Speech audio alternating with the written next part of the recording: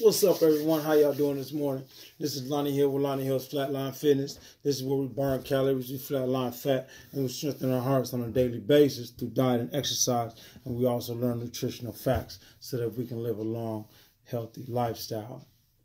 Boom. I appreciate y'all showing up this morning, with me to give me that love and support that you guys always do. Today's topic is organic versus non-GMO. And the reason I chose this topic for a couple different reasons.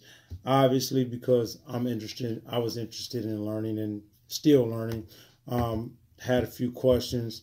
And also, I'm conscious about it. I try to be, conscious about what I put into my body because, I'm learning to love myself and take care of myself, like that. So that's just what it is, and that's the reason why I chose this topic for today. Because it's very important. So let's get in it. Okay, what organic is versus non-GMO. Okay, the thing about it is non-GMO is not organic. Non-GMO only verifies the fact that it does not have genetically modified ingredients in it. It says nothing about how it was produced, where it come from, or anything, or what it contains. It's just not genetically modified. Okay, boom. Organic is what organic is. Organic means that there is no synthetic pesticides, there's no synthetic chemicals, there's nothing that is unnatural in this product. It is clean as you're gonna get. It's just what it is. So, boom, let's dab into this a little bit. Here we go. Okay, I'm going to read from here. GMO.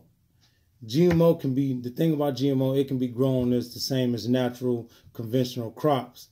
It can still be laden with toxins, pesticides, residues, including organophosphates, which is linked to lymphoma and leukemia. Those are some of the toxics, some of the chemicals and stuff that they use that can cause these type of effects and things like that. So you have to decide if that's something that you want to put in your body. I mean, I understand people say, yeah, it's kind of expensive, and it is. I'm not even gonna lie about that. But it's also in the way that you eat your food. If you're a person who likes to just gulp down food and things like that, then it's going to be very expensive. You know what I mean? But there's a label on the back of those, on every food item, that tells you how much a portion size is, how much a portion size is, and what you get within that portion size. And in my opinion, that's adequate. That's more than enough, especially when you add other things into it. Like, for example, when I do my salad and things like that, I'm giving me some kale, boom, give me some tomatoes, boom, mushrooms, and I'm adding different things in there to make it stretch. A bag of kale that costs about a bag of organic kale costs about $4 or $5, something like that. That lasts me a week. And that's 7 days. It's gonna last me the entire 7 days before I have to go get another bag. But it may be a little different for those who have families, and have more than themselves to take care of and things like that. So I definitely understand. But if you can lean towards organic, lean towards organic. But let's keep talking real quick. Did you guys know that a bag of non-GMO potato chips can contain residues from 35 different pesticides, several of which are known carcinogens, suspected hormone disruptors, neurotoxins, and reproduction toxins? And that's just a bag of potato chips. A bag of potato chips are made with some potatoes that are non-GMO, is just not genetically modified. Boom. But it still contains residues from toxics and toxic chemicals and pesticides and things like that are very harmful to the human body, and also has been shown and proven to kill cattle. So if it's going to kill cattle, what do you think it's going to do to you? Because when you riding on the side of the highway and you see cows and sheep and all that stuff on the side, they live out there in that. And if they can't even sustain it and survive, what do you think you're going to do to someone who isn't exposed to it on a daily basis? You know what I mean? So it's something to think about. It's really something to think about. And the most widely used, it is known the most widely used herbicide on the planet is called glyphosate, which is Roundup, and that's prohibited in organic crops. Can't be used in organic. It's just what it is. Non-GMO crops such as wheat can be pre-harvested with glyphosate. This herbicide is a toxin that can accumulate in your body the more you're exposed to it.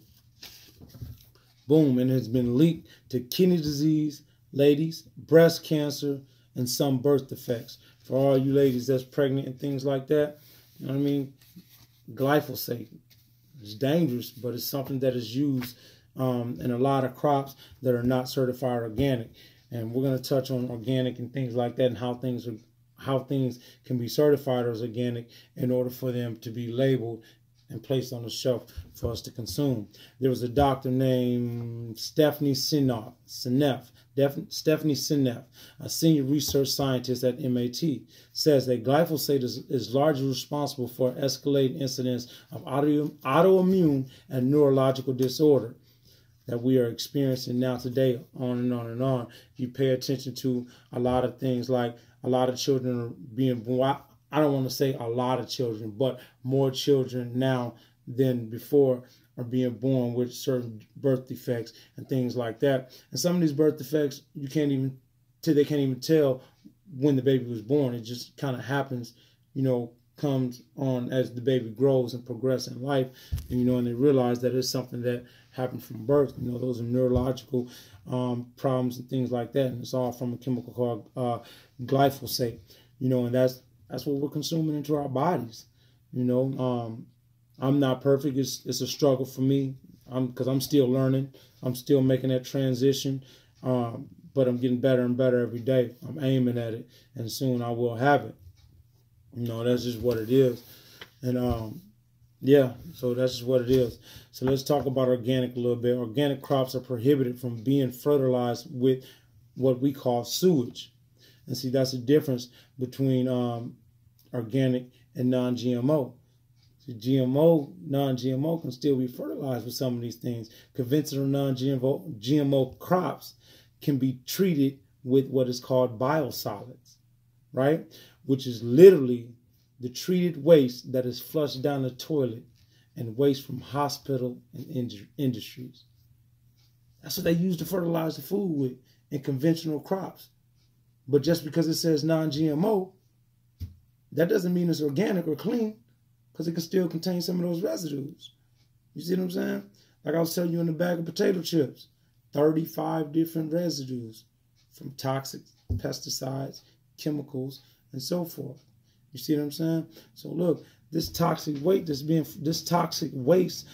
flushed down the toilet, this waste can be contaminated with heavy metals, endocrine disruptors, pathogens, pharmaceuticals, pesticides, dioxins. It's basically a toxic chemical soup. That's what it is, and that's what they're using to fertilize our food with that we consume if it's not certified organic. Now, in order for people may say, well, how do you know it's organic? Well, how do you know it's clean? And just because it has an organic label, how do you know?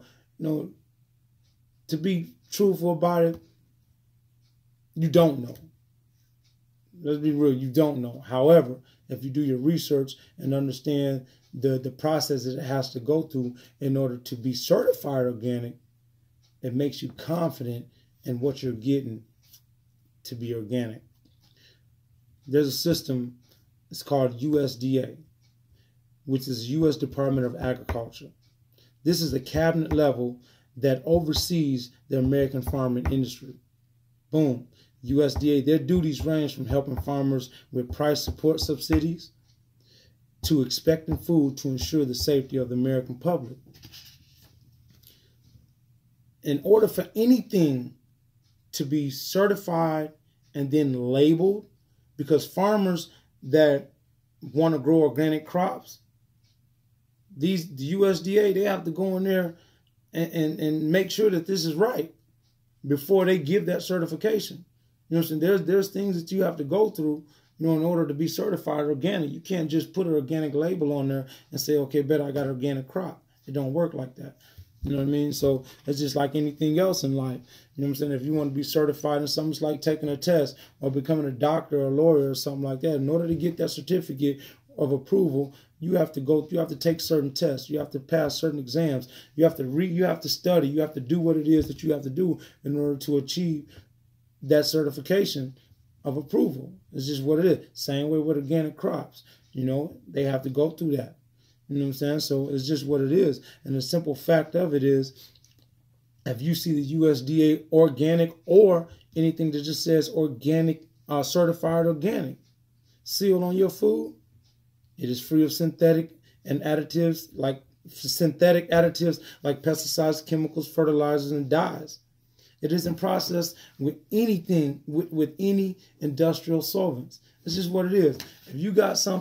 If you see something that says organic on it, best and believe it's 100.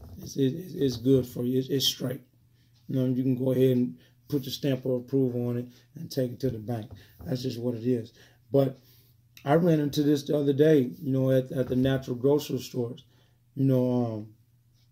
I thought everything in that store was organic, but everything I had ran across up until that day had the organic seal on it. I ran across some goji berries. There was one bag like this, and there was one bag like this. The bag like this was only like $2 more than a bag like this, which was the better deal, right? And then so I'm a label reader, which is what we all need to be. That way we know what we're putting in our body anyways. You need to be label readers. But I'm an absolute avid label reader. Been like that for years, but as I'm learning more about GMOs, organics, and things like that, I'm even more of a label reader now. But anyways, I see non-GMO on the big bag, certified non-GMO, and then I see organic and non-GMO. I'm looking at it, and this is before I started, finding this information out here, before I started researching this and decided to do this topic. That was one of the things that motivated me to do this topic today as well. Matter of fact, I'm going to get something to show you something.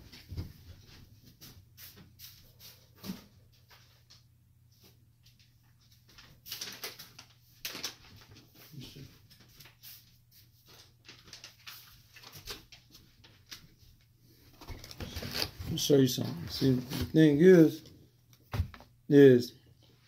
back like I was saying, when I ran across that, I just, on an educated guess, I just went ahead and grabbed the organic because it was organic and non-GMO.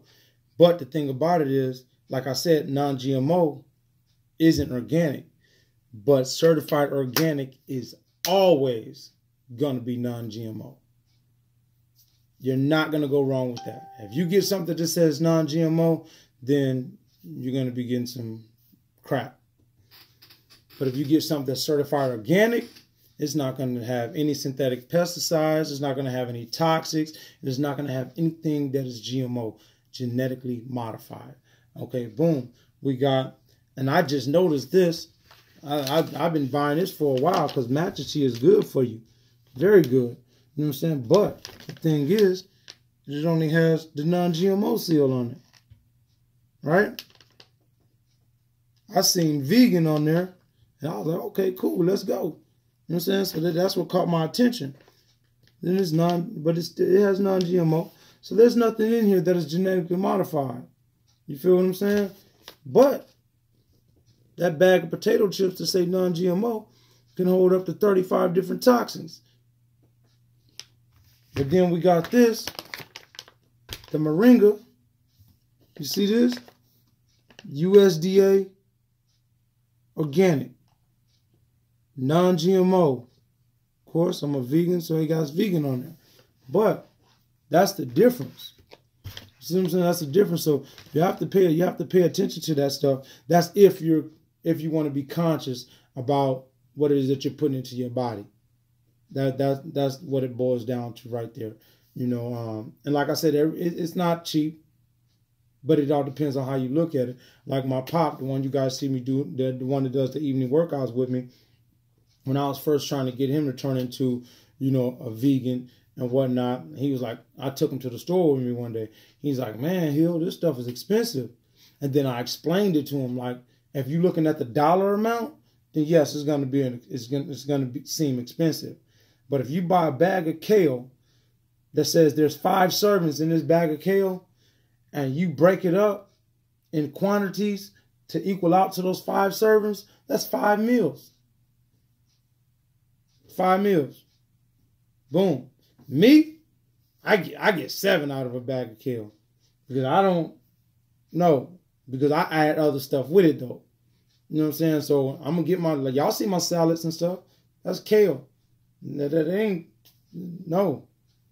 I make it stretch. But I still get all the vitamins and nutrients and things like that I need in order for my body to function the way that it needs to and be healthy as well. So we have to be conscious about what we're putting into our body. In order to do that, we have to be label readers. Absolutely have to be label readers. These 2 symbols right here make all the difference. Make all the difference. And it's crazy because when I first started doing the vegan thing, I thought when it say vegan, man, we in there. That's vegan, we in there. Ain't no meat, no dairy, no none of that. But I wasn't thinking about the chemicals and toxins and things like that, because it can still be vegan. It can still be non-GMO and still contain over 35 different toxins.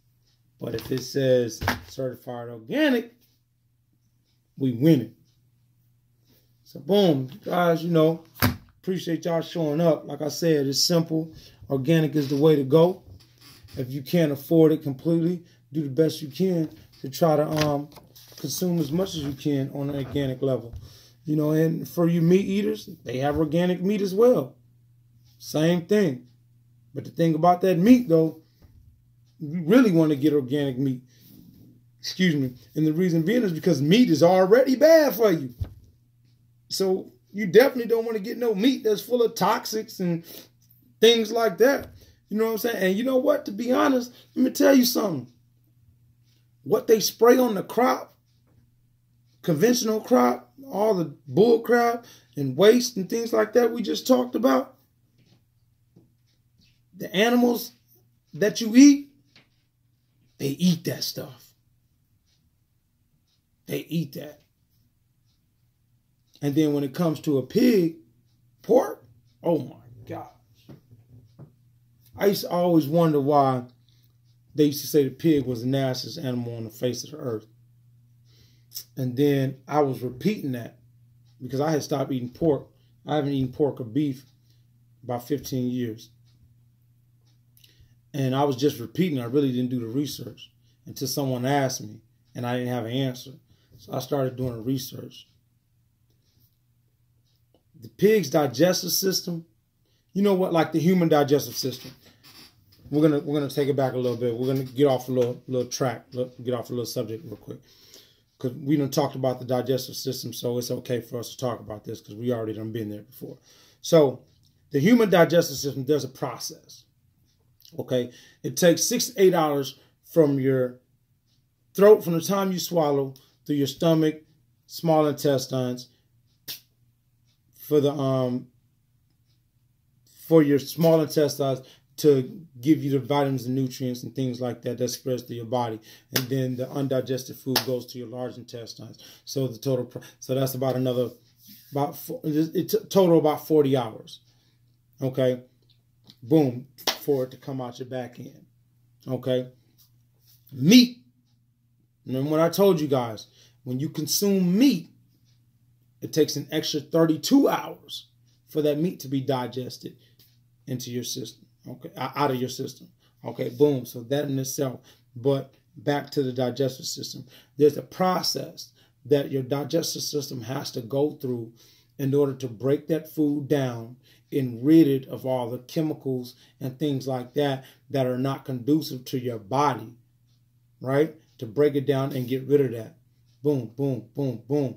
Bam. And it's a process, and there's a reason why it takes so long for it to do that. You know what I mean? Because it has to get rid of the bad, give you the good, and just like that, boom, that's what happens. But then when we get to talking about a pig's digestive system moves so rapidly that it's unable to rid it of all the chemicals and toxics and pesticides and things like that it consumes. You know what I mean? So it's stuck to their flesh. So when you eat that pork, when you eat that pig, guess what? You're eating what he eats. This is what it is. You know what I mean? And don't take my word for it. Do the research yourself. You only have sweat glands. You have sweat glands. When you know what sweat, you know what when our body sweats, when we sweat, you know what that means? That means we done heated up, our body's cooling itself down, and it's also flushing itself. Flushing, boom. Getting that bull crap out. Boom, boom. The pig don't even have that. Doesn't have that ability. Think about it. But let's get back to this organic and non-GMO. Like I said, non-GMO is not organic. Non-GMO just means simply that the food does not contain genetically modified ingredients. It says nothing about how it was produced. It says nothing about where it's come from. It says nothing about none of that. Okay? So you can have a non-GMO tag, but it still have, like that bag of potato chips, over 35 different toxics that are harmful to the body. But organic is always non-GMO. I don't care if you don't have the non-GMO symbol. If you got certified organic on there, it's going to be non-GMO. And that's just the facts. Okay? So, you pick and choose what you want to do and how you want to do it. Appreciate y'all showing up. This is Lonnie Hill with Lonnie Hill's Flatline Fitness. Let me know what y'all think about this information that I just offered you guys. Be conscious about what you put in your body. Read your labels. You know, like I said, I know it can get a little expensive. That's if you're looking at the dollar amount. But if you're doing it like I say I do it, then, you know, it won't be as expensive. You get to stretch it and things like that. You know, because I personally, I can go spend like $50 and that'll last me a couple weeks, week and a half, 2 weeks. You know, so that's just what it is.